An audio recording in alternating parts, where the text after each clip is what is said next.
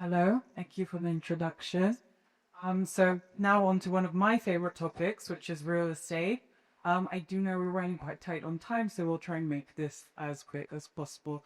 So I would like to start by introducing our panelists to the stage. If you could each come up one by one, introduce yourselves, and we'll get started. So our first panelist is Dr. Rock-Antoine Mehanna. He is the board member and strategic advisor of Evolutions and DMB Properties and CEO of the Academy of Business Management Workplaces.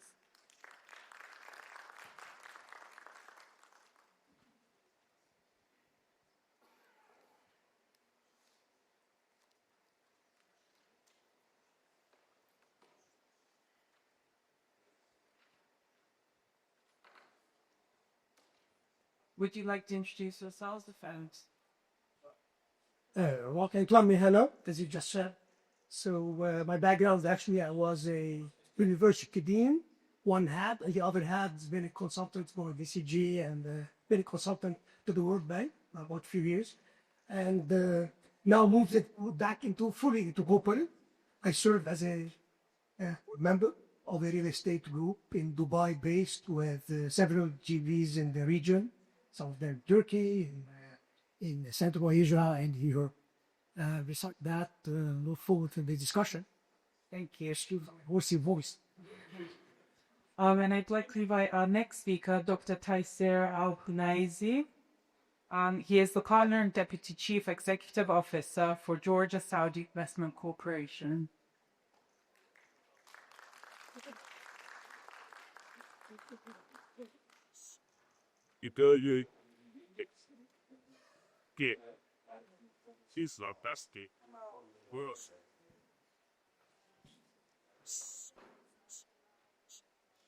Yes, thank you for the introduction. My name is Dr. Tayseer Khunaizi. I am from Saudi Arabia. I am acting as I am a partner with the Petra Group, and I'm as well deputy CEO of Georgia Saudi Corporation. I have been investing in Georgia for almost 6 years. I invested in real estate, integrated development projects, olive plantation, and olive oil manufacturing. Thank you. Thank you. And our next speaker is Nato Bochorishvili. She is president of the Georgian National Association of Real Estate and CEOs of Georgian Property Management.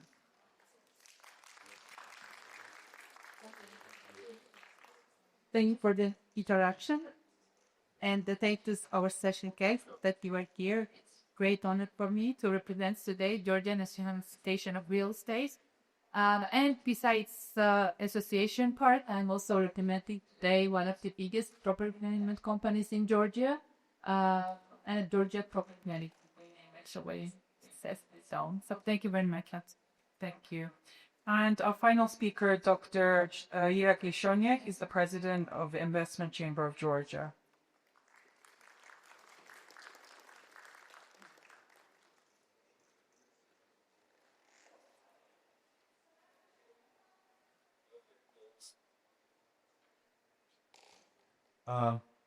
Thank you for the introduction. I'm Shonia. I'm president of the Investment Chamber of Georgia, more than 15 years. I'm in the field of real estate construction myself, and owner of several businesses in this field. Under umbrella of Chamber, we are supporting international investors to bring the top job forward into the country. And we are not only offering opportunities, but we are doing projects to get from feasibility to putting each project to the end, to the quotation, to the operation, and bring profits to the investors. I'm glad that I have to be here today. Special thanks to Dr. Sadedi for giving us this opportunity today. Thank you. Thank you for the introductions. So let's get started. First segment will focus on Georgia's real estate performance and regional outlook. I'll start with my first question to Dr. Rock-Antoine Mehanna. So from your perspective as global strategist and board advisor, how do you evaluate the performance and resilience of emerging real estate markets worldwide, and which indicators most reliably signal long-term stability, innovation, and investment attractiveness? Thank you, Mariam. This is actually a critical time because we live in very uncertain geopolitical and current economic situation. Allow me just a second why real estate, why we are here. My dad, may his soul rest in peace, he was always to tell me, you know what, Rock? What's the best investment on earth? Is earth. The reason is we usually be run to safe havens, either gold or real estate. The difference is where real estate generates income. Gold doesn't generate income. It sits under your pillow or wherever you want.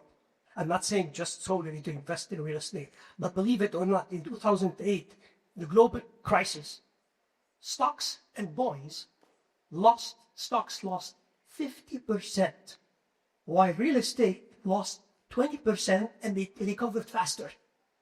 So I'm not here to preach and promote real estate, but real estate comprises 28% of the global wealth, which is greater than bonds or fixed income securities and equity stocks. That said, what are the indicators? There are 5, simply. What are the indicators? The first one is data transparency and governance. When we say data transparency, the first and most important predictor for you as investors is confidence. You don't have confidence, you don't go anywhere. And one of the reasons for data transparency is standardized data, and that data must be digitalized. That's why digital land registries are very important. UAE, for instance, have done something like that. Estonia as well has done something like that. And this actually proved in numbers, 30 to 50% increase in cross-border investments due to digitalized registries. The second predictor, believe it or not, it's diversified economic assets. We all know about that. Don't put your eggs in one basket, all your eggs. And therefore, the thing about real estate, it's not one basket. The reason is you can have mixed-use residential, hospitality/tourism, commercial. Now you can have tech parks and smart infrastructure.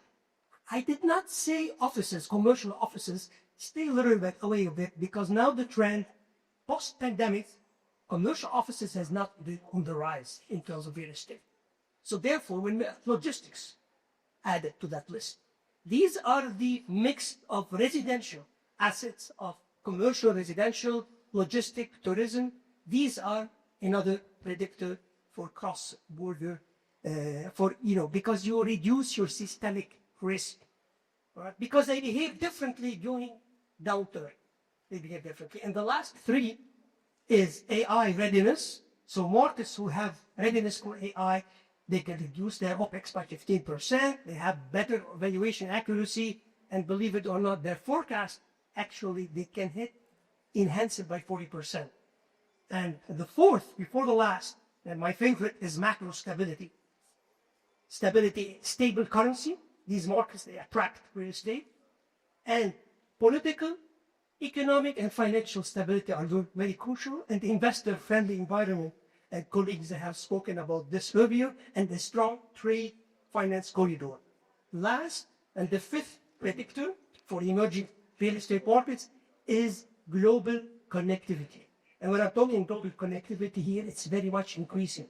Georgia, for instance, has been playing a location, and other modern location, as a crossroad between Gulf, Europe, and Central Asia.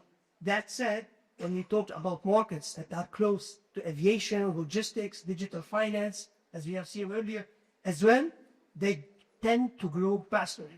Georgia, for instance, and the last point, has the potential for doing this, yet it's most of its local demand, it's 75% local demand, it's 68% based on need-based and not investment-based. So there is a potential to grow if it creates synergy, for instance, with UAE and other countries and Saudi Arabia in terms of stability between digital finance, logistics, and hospitality. That kind of synergy might create a magnet for capital hub.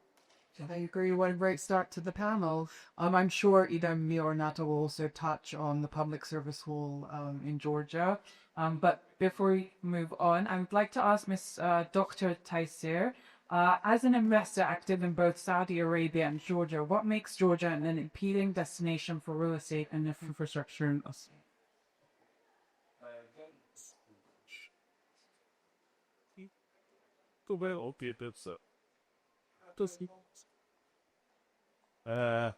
Very interesting question. Let me just say the main points.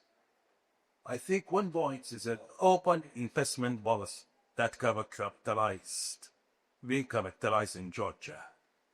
It's you can have full of ownership, 100%, and also you can make the expression in one day almost. As according to my experience, and it is very digital, very transparent, and very efficient system. I think this is a mixed investor. And also part of it, it is a low. They have Georgia has a very low tax rate regime, and also if we say property tax is very low, it's less than 1%. So it's very attractive. So it helps investor to calculate their long-term investment. Also, it is you have your capital. You can move your capital in and out, and you can take your profits at any time. So this is a very very nice point. Also, I see Georgia as an emerging market. But I see as well that real estate is becoming more mature than before. It is really, I see, it is, there is a lot of transparency. There is characterized by their standardization with respect to construction. There are standards now, and a lot of international companies are taking and applying the same standard, as we have it in Petra, one of the most project in Georgia, and it's very, very standardized, and we use all the modern requirement for this. I would say. Okay, it is also very multi-sector integration. That's characterized. To increase your value, to increase your investment, you have this. You have from one investment, you can multiply your investment. You can create or add value in your investment, and that's very good. Like Petra, also we have all in this for not only housing, hotels, branded hotels, recreation, walking areas. It's all this self-contained project, self-contained development project. You can spend your time in the whole trip, your visit, so you not move anywhere. So this is a very good advantage. I don't want to see my time. And also I would say it's a very strong governance system here in Georgia. I would see with respect to real estate, as I can say, and a skilled labor force. Yet the growing population in Georgia, very skilled in digital and in elsewhere skills. So I think this is, and I would say also that the government infrastructure, the government spending on development infrastructure is opening the new areas. It's opening in your access to new areas, and land values is increasing. So when I say it is a very good place to invest, and I see it is promising, and still there are plenty of time for people from outside the Gulf or from anywhere to invest. Thank you so much. Thank you for that insight. And it's always great to see a global perspective, and it's not just Georgians being biased about our country. So thank you for that. Application as well as a little corridor between Asia and Europe. This has a very promising future. Thank you. Nato, is there anything you would like to add about how Georgia's real estate market is becoming more mature and globally competitive? Actually, I could talk about Georgian real estate really a lot, but I will try to be very short because I think that during the last few years, our market of real estate developed very nicely and stably.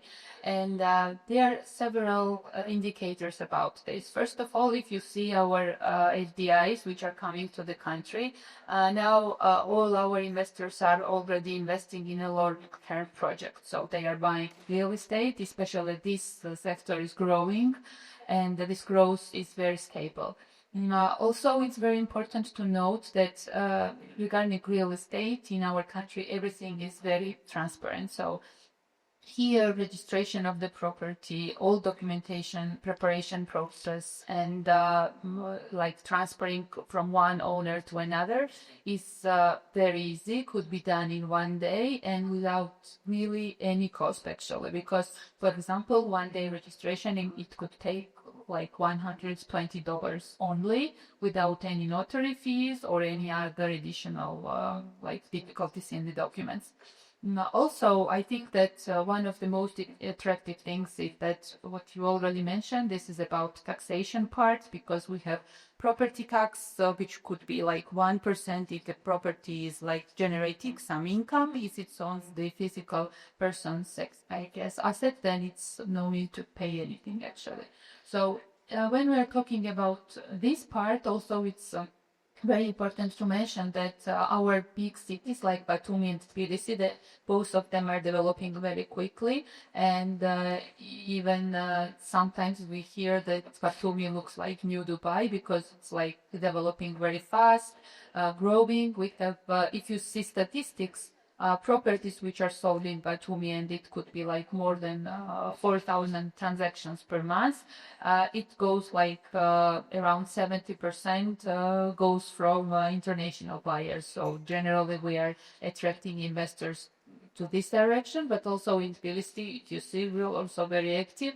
And now developers are producing and providing more interesting assets for international buyers, especially because these are properties which could be managed by local companies with international brand, giving some stable payback. So I think that in this term, our country and our real estate market became really mature. Thank you for that. And Iliyard, if there's anything you would like to add, and please also highlight one signal of progress that you believe investors pay closest attention to in this case. Yes, thank you.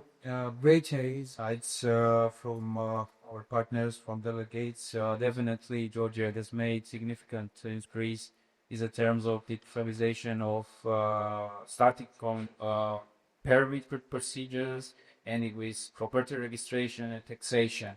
So there is not such a thing that you as an investor won't know in Georgia. So everything is clear. You know what to do, what kind of documents you should have, and everything is almost digitalized. And even there is a institution like a public service hall, which is a, let's say, one window place where you can make all the almost all the legal registrations, starting from to any other.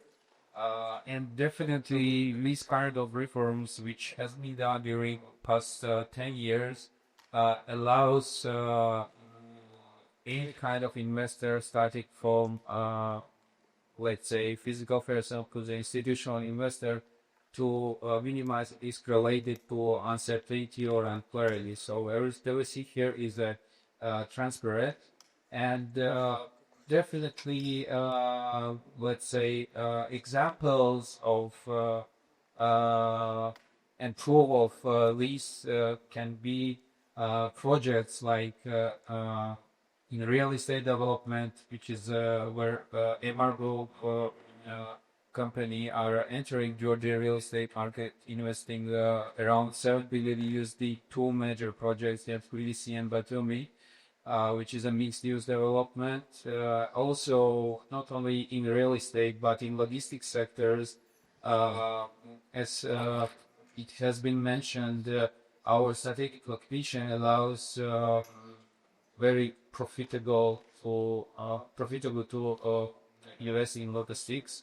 And UAE company, Ports Group, a joint venture with a European company, is doing large logistic center called PC Dragon Board, which has a 200,000 square meter of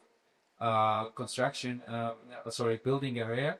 So to sum up, I want to say that there are real examples of trust to this country, and there is actual, let's say, procedures and actual tools which allows investors to do business here, to register and operate, starting from company registration to tax accounting and so on. Thank you. Thank you so much. I think anyone who has lived here or visited, you can definitely see that exponent. Yes? Oh, sure. We can. Correct questions. Yeah. At least I'll get a microphone over to you now.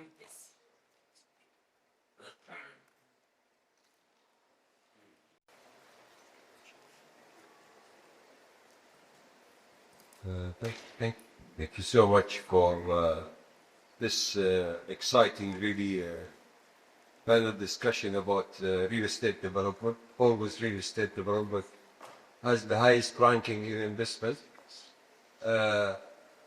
I would like to ask Dr. Tayseer of Khunaizi, as a real investor in real estate and very old investor in the market.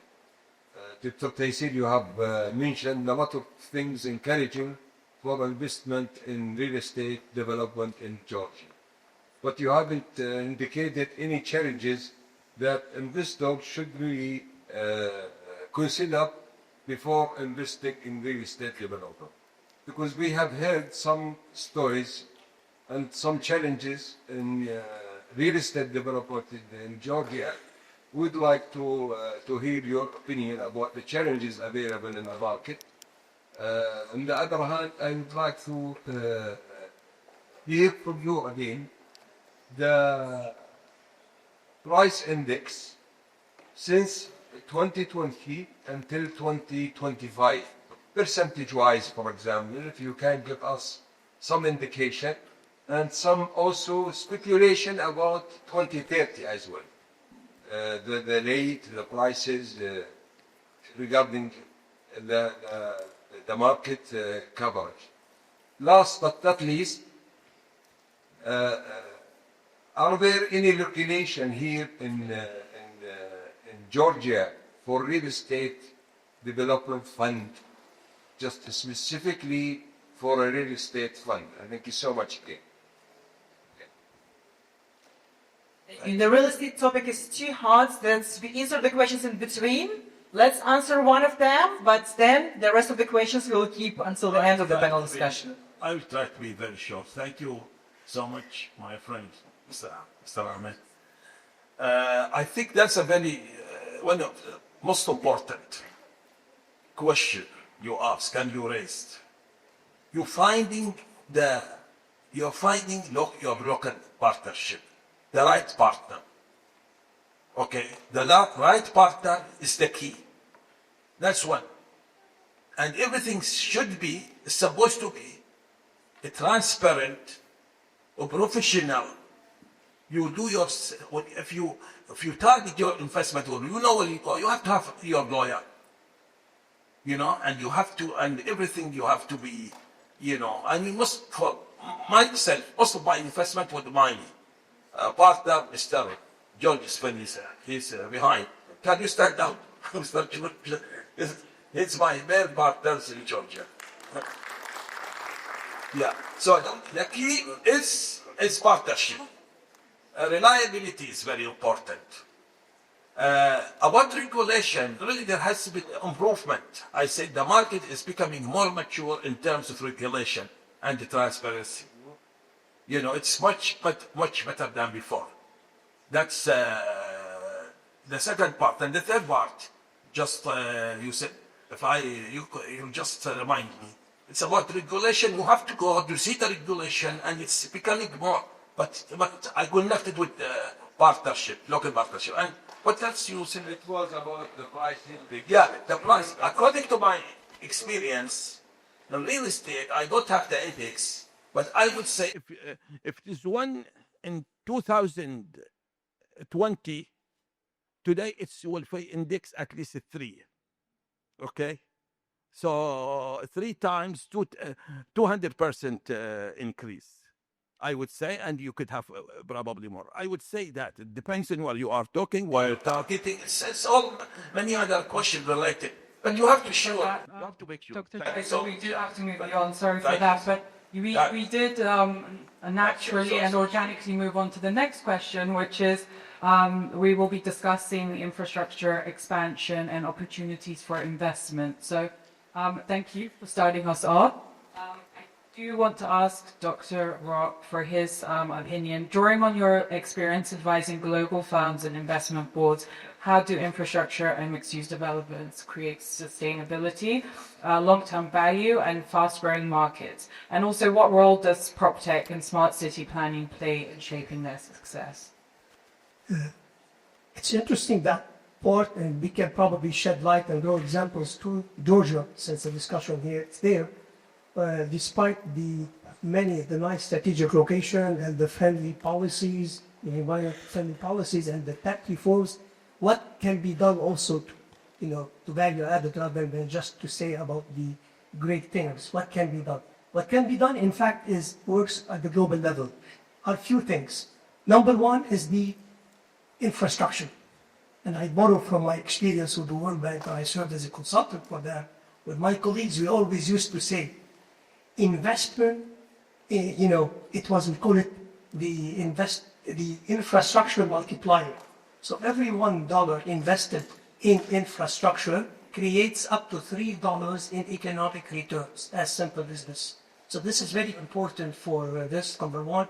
And here I can go the element of the other integrated master plan. So whenever we have an integrated master plan, it brings an added value in the premium of the project between 15 to 25%. That's another thing. And the mixed use is like having the, residential, commercial, and this will actually reduce the vacancy risk and stabilize yields. The second one is PropTech. And when we talk PropTech and AI multiplier, I call it AI and PropTech multiplier. It's very important because it has tangible numbers. Believe it or not, PwC recent study showed that by 2030, 40% of the real estate, of the commercial real estate tasks will be automated, the back office tasks. That said, that means that also it will speed up the international transactions by 50%. And also the tokenization and all these digitized fintech that we're doing, it will actually enhance the international decision making. I'm thinking about having a marketplace, the Amazonian real estate, so you can actually use the tokenization, all these things, and put them in your basket. So you can go and buy any real estate from anywhere, even if it's off plan. When you mentioned about the pre-sale, we were talking about that over lunch, which is the most difficult. Here, let me draw an attention here. Dr. Tayseer, although the market is very good since mid-2023, all the indicators are showing strong in the real estate in the Georgian market. We have noticed something. Primary, which is selling basically off plan, versus secondary, old or new, we have seen that the primary is above 65 to 67%, which is very good for international sales. But now it started lowering, and the secondary new, it's picking up recently. It started in mid-23. So that could be a challenge to introduce PropTech and AI to increase that again. Last 2 points is the digital twins and VR, AR. The emergence of technology right now, it's very crucial for marketing and pre-sales, so you can actually have international investors buying in for cost, building into the VR, AR. Digital twins studies show that improves the delivery of the project. The construction delays, it reduces construction delays by 30%. So technology has been good. Smart infrastructure, IoT, HVAC, reduces maintenance by 30%, so losing those things could be a value added. And smart mobility, because sometimes growth creates bottlenecks like traffic. Dubai is focusing that. So smart mobility is good to avoid that hurdle. And last is the tenant experience that will bring more tenant satisfaction. We're talking about smart concierge, automatic leasing. We're talking about automatic valuation. These things will retain tenants for longer period. And NEOM in Kingdom of Saudi Arabia was a good example of how they are using PropTech in this. Georgia's Irakli deep sea port for predicting logistics demand has been good. So to take away, AI PropTech plus smart city planning plus mixed use development will definitely bring the long-term resiliency in the real estate. Thank you for that. And actually, I'm creating one of the topics that we need to focus on is property management, which ties it in well with Nato, because we have these wonderful buildings, but for the future and the long term, if we don't have anyone managing these properties, and structure management, it's gonna take a turn. So, Nato, what I want to know from you is where do you see the strongest investor demand today, and what is driving it? When we're talking about investment requirements, generally, just a few years ago, when we were talking about real estate and people who wanted to buy these properties, the requirements were not so long list actually. But now investors and actually ordinary people already pay a lot of attention to the property management, for example, how the property will be managed, because when time passes, we see that not only not maintained and managed properties, they are losing their price, not only visual but also price. So this is one of the main things which I want to emphasize regarding this direction, to create like more professionals on the market who can provide the proper services, like not only property management but generally the brokerage services. For example, Georgian National Association of Real Estate has a licensing process now of realtors, so it will take Jabin's time, but soon we will have very qualified and educated professionals in this direction. Besides this, when we talk about demand, of course, all investors are looking at paybacks, and currently, depending on the property type, payback is not so high as it was during previous years. However, we see that market development shows us that property is increasing in price, and especially when we are talking about real estate developers, take us like the scheme of pricing, and in the beginning when investors are investing in developing assets, then by the end of the project they can easily gain around 20-25% plus already generate active and assets generating income generating property which will be on their assets. So I think that in this term it's very attractive for the international buyers. Thank you very much. And Dr. Tayseer, as a developer in both Georgia and the Gulf, what lessons can the Georgian market take in terms of future development? You mean what lessons? Can you say? What lessons can Georgia draw from Gulf markets in developing large-scale infrastructure projects? Really, Gulf enjoy, as you are aware, financial surpluses. And that's the strength of that. And the Gulf has been managing a huge project.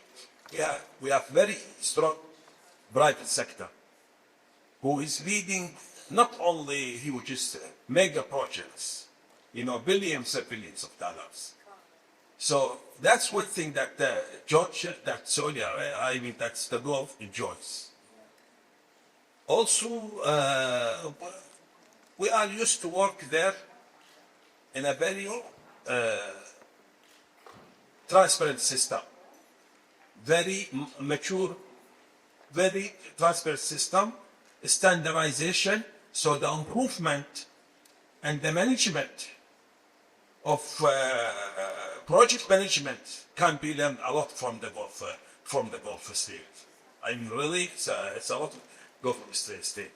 And if you want to expand on the question, I can, so I think the most management and Thank you for that. Unfortunately, we don't have time to expand, but I'm sure we'll have networking opportunities where we will be able to And for Irakli, I have a question. So where do you see most immediate opportunities for investment across the logistics, tourism, or mixed-use development? And what practical steps can capital flow into these projects? Yes, definitely those three sectors are, let's say, main drivers of country's economy for past years and will be main drivers next years as well, together with AI and IT infrastructure projects. I think definitely the number one place will be mixed-use real estate development projects, which due to low cost of the project and interesting and attractive for the investor in returns of investment. There are, let's say, number one investment projects in Georgia till now, and there are plenty of opportunities. And I am personally also in love with real estate, and I love doing projects. Not only projects for project, but projects with some which gives to the people some experience, because today competitors are trying to, let's say, do projects, but if you don't have some additional, let's say, values like experience and let's say those things which attract not only local but international clients, it is very hard to be, let's say, to do profitable projects in the real estate. And definitely energy sector, I cannot, let's say, avoid this, because there are plenty of opportunities in Georgia, starting from hydropower to the wind power generation. In the frame of investment chamber cooperation with energy engineers and etc., we are now developing several, let's say, energy projects as well, and which are, let's say, attractive for investors to do like a joint venture or other scheme. And they are, let's say, of course, more long-term than a real estate project, but they offer very attractive ROI as well. And in my opinion, as delegates have mentioned today, Georgia is, let's say, still lacking some management in the terms of management of investment projects. That's why we, together with our partners, are trying to offer, let's say, turnkey solutions for the investors and, let's say, bring this international expertise to Georgia and manage investment projects. It might be, let's say, real estate, it might be energy, it doesn't matter. So we have this expertise, and our international partners, including from UAE and other Middle East countries and Europe, are giving this opportunity to us. Thank you for that. So just our final round before we wrap up, because I know Nato has to leave us very soon. So the idea of the Global Investors Forum is to encourage cross-border collaboration. Just a sentence each from you, if it's possible, about the importance of cross-border collaboration and sustainable growth. Dr. Rock, we'll start with you. How can stronger regional partnerships and data-driven real estate intelligence help emerging markets attract global financing, accelerate sustainable development, and build resilient futures? Yeah, just to summarize it, I think investors look for tangible ROI, they look for efficiency, they look for risk mitigation, and they look for long-term value. While policymakers and public-private partners, policymakers, they look for sustainability, they look for governance, they look for transparency, and they look for urban infrastructure resilience to avoid any negative spillovers. And for emerging real estate markets like Georgia, I think if Georgia follows the track of smart, regulated, data-driven, globally connected, and politically stable, for that, it will actually, overlap with that global connectivity into the next real estate intelligence era. And Nato, before I let you go, how can developers, banks, and policymakers work together to make real estate growth in Georgia more sustainable?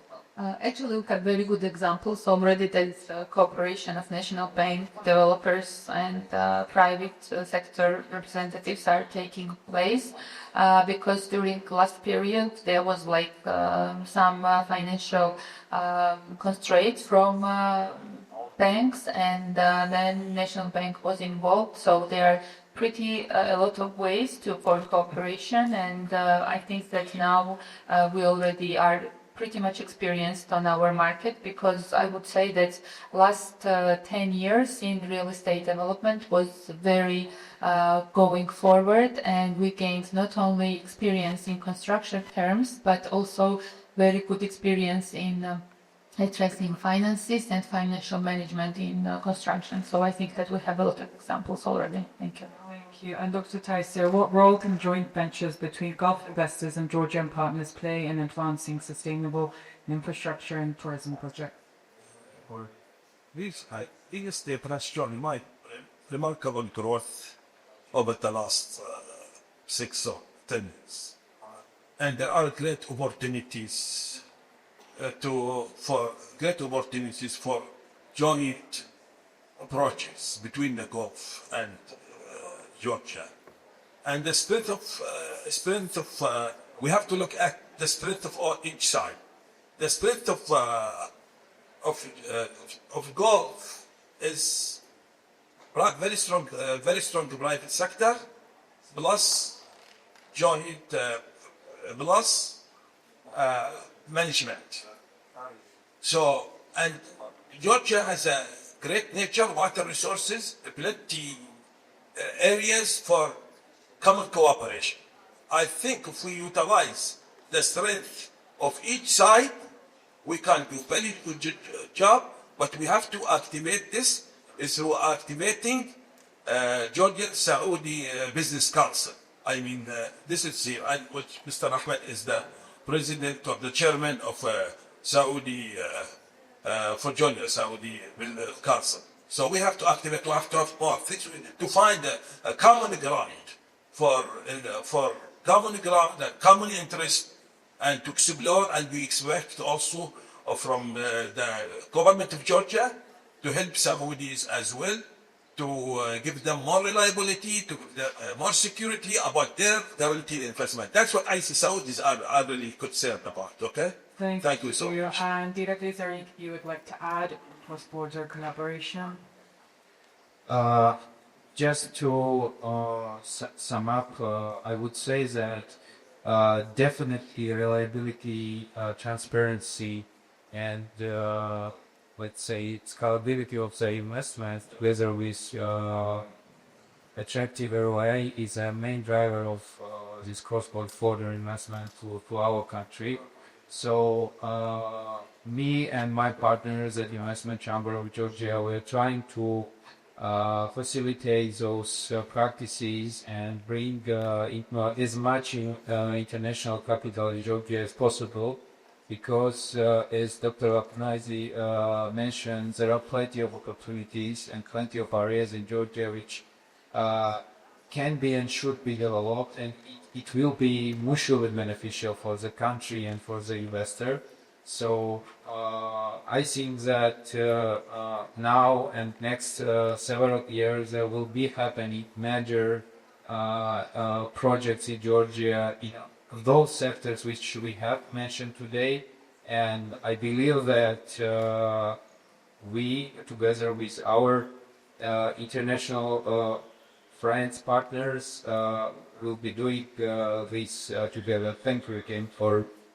Thank you so much. Thank you to our panelists for your time and very interesting insights. Thank you to AGI Holding and Abhinova Events for today's sessions, particularly to Dr. Sabedin and Ms. Bara.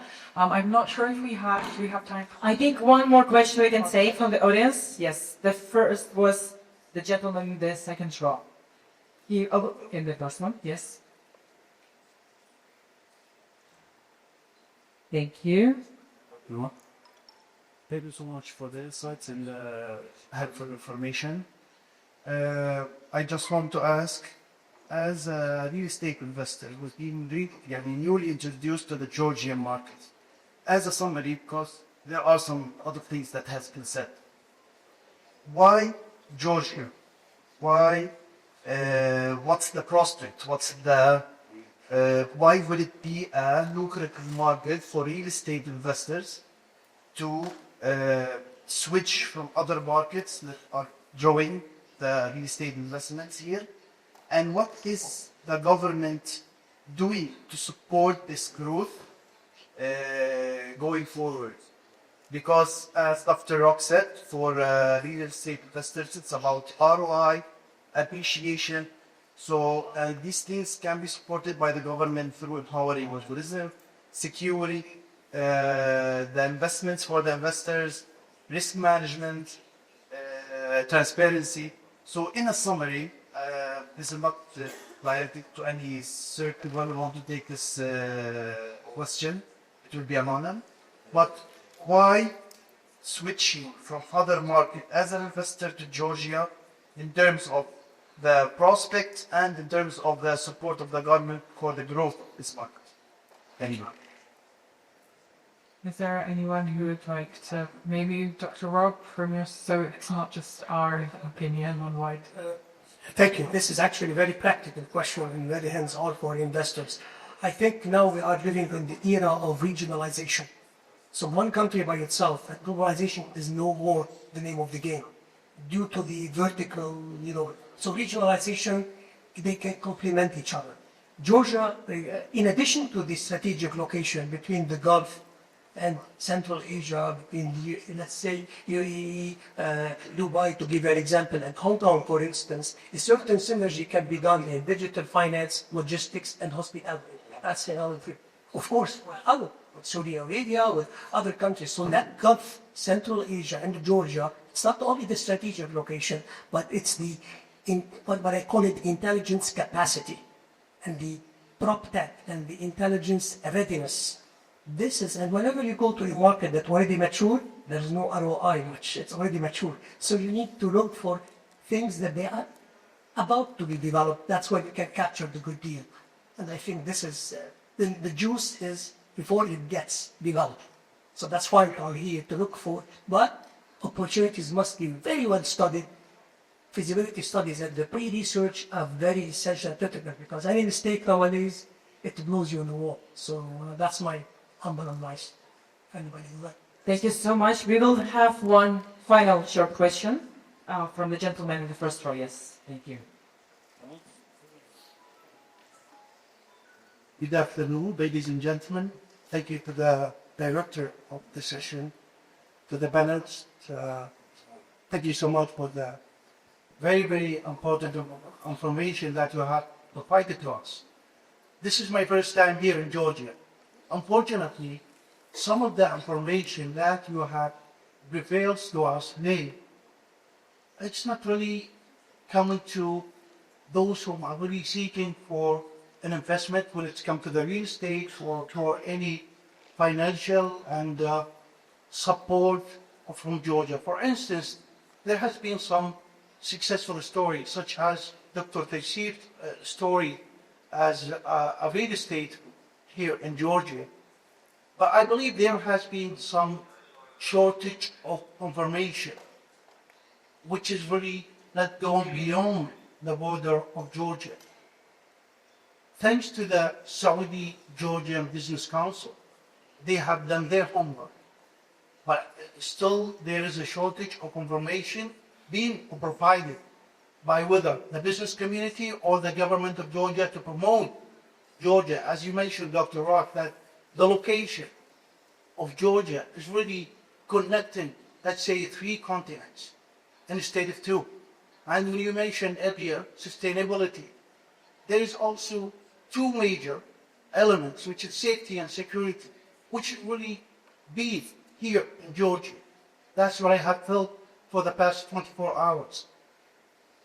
Dr. Tayseer's experience, for example, as a real estater, as an investor here in Georgia, I believe his success story must be promoted as an example.